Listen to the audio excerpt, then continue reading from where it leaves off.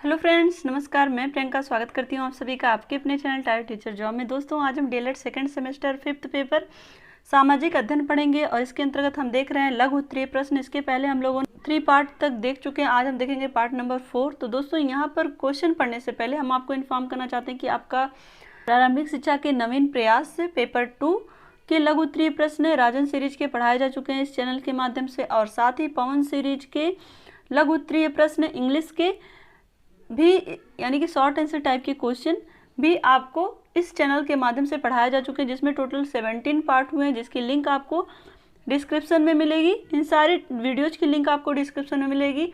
इसके अलावा चैनल की प्लेलिस्ट में भी ये सारे वीडियोज अवेलेबल हैं, तो आपको जहाँ भी सुविधा हो आप वहाँ से अपनी स्टडी करिए। तो चलिए देखते हैं। इसमें क्वेश्चन है, गुप्तकालीन साहित्यिक प्रगति का उल्लेख कीजिए। ये आपके बीटीसी 2016 में पूछा हुआ क्वेश्चन है। दोस्तों, उत्तर देखते हैं। साहित्यिक उन्नति की दृष्टि से गुप्त काल काफ़ी अच्छा काल था। गुप्त काल साहित्यिक उन्नति का युग था। यहाँ पर देखिए, डॉक्टर त्रिपाठी ने लिखा था कि यह स्वाभाविक ही था कि इससे सुरक्षा और सामाजिक संपत्तिक समुन्नति की दशा में धर्म, साहित्य, कला तथा विज्ञान के क्षेत्रों में सक्रियता बढ़े और उन्नति हो।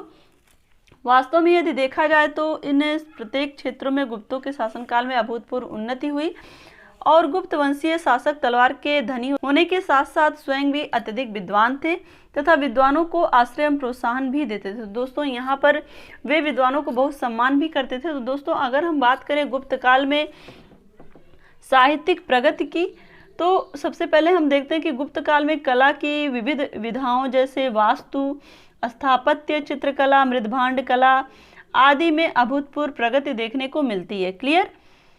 तो गुप्तकालीन स्थापत्य कला के सर्वोच्च उदाहरण तत्कालीन मंदिर थे। जो उस समय के मंदिर बने थे गुप्तकालीन कला की अगर हम बात करें, और गुप्तकालीन मंदिर छोटी छोटी ईंटों एवं पत्थरों से बनाए जाते थे। भीतरगांव का मंदिर ईंटों से ही निर्मित है। तो दोस्तों, यहाँ पर चूंकि बात तो हो रही है साहित्य की, लेकिन अगर गुप्तकाल की बात हो ही रही है तो आप उससे संबंधित जो भी अन्य कलाएं हैं उसके विषय में भी जान लें कि जो गुप्त काल के मंदिर थे वो छोटी छोटी ईंटों के पत्थरों से बने हुए थे, और भीतरगांव का मंदिर जो कि आपका कानपुर उत्तर प्रदेश में आता है, ये ईंटों से ही निर्मित है। क्लियर? और दोस्तों, अगर हम बात करें चंद्रगुप्त विक्रमादित्य की, तो उनके समय में फायान चीनी यात्री भारत आया था। फायान का मतलब होता है धर्मगुरु, धर्मरक्षक, और उसका वास्तविक नाम क्या था? कुंग। तो उसका जो वास्तविक नाम था फायन का, उसका नाम था कुंग। और दोस्तों, अगर हम गुप्तकाल की बात कर ही रहे हैं तो गुप्तकाल के 2 प्रसिद्ध साहित्यकार कालिदास और विष्णु शर्मा, इनके नाम मुख्य हैं। तो गुप्तकाल में विष्णु शर्मा द्वारा लिखित पंचतंत्र, जो कि संस्कृत भाषा में लिखा गया है, को संसार का सर्वाधिक प्रचलित ग्रंथ माना जाता है। बाइबिल के बाद इसका दूसरा स्थान है। इसे 5 भागों में बांटा गया है। तो दोस्तों, जो विष्णु शर्मा द्वारा लिखित पंचतंत्र है ये 5 भागों में बांटा गया है। और इसके बाद अगर हम बात करें प्रमुख विद्वान की, तो आर्यभट्ट, बराह मिहिर, धन्वंतरी ये प्रमुख विद्वान थे। दोस्तों, आर्यभट्ट ने भट्टियम एवं सूर्य सिद्धांत नामक ग्रंथ लिखे। इसी ने सर्वप्रथम बताया कि पृथ्वी सूर्य के चारों ओर घूम रही है। ठीक दोस्तों, आर्यभट्ट के विषय में आपने जाना, बराहमीर, धन्वंतरी, विष्णु शर्मा, जिनके पंचतंत्र संस्कृत में लिखे हुए ग्रंथ हैं। तो ये सारी चीज़ें आप गुप्त काल के विषय में आपने जानी। तो दोस्तों, यहाँ पर केवल आपसे साहित्यिक उन्नति के विषय में पूछा गया। तो अगर साहित्यिक उन्नति के विषय में अगर ज़्यादा आपको लिखना है तो गुप्त काल के 2 प्रसिद्ध साहित्यकार कालिदास और विष्णु शर्मा हैं। और गुप्त काल में विष्णु शर्मा द्वारा लिखित, इसके पहले हमने बताया कि पंचतंत्र, जिसको संस्कृत में लिखा गया, को संसार का सर्वाधिक प्रचलित ग्रंथ माना जाता है। बाइबिल के बाद इसका दूसरा स्थान है। इसे 5 भागों में बांटा गया। क्लियर? बस आप यहाँ तक लिख दीजिएगा, बहुत है। अब यहाँ पर देखिए, हम लोग बात कर रहे थे गुप्त वंशीय शासक तलवार के धनी होने के साथ साथ स्वयं भी अत्यंत विद्वान थे तथा विद्वानों को आश्रय एवं प्रोत्साहन भी देते थे। वे विद्वानों का बहुत सम्मान भी करते थे। उनकी इस प्रेरणा के कारण गुप्त काल साहित्य की दृष्टि चरमोन्नति पर पहुंच गया था। गुप्त काल में साहित्यिक प्रगति अत्यंत तीव्रता से हुई थी। तो दोस्तों इसके पहले हम लोगों ने सारी चीजें जान ली हैं।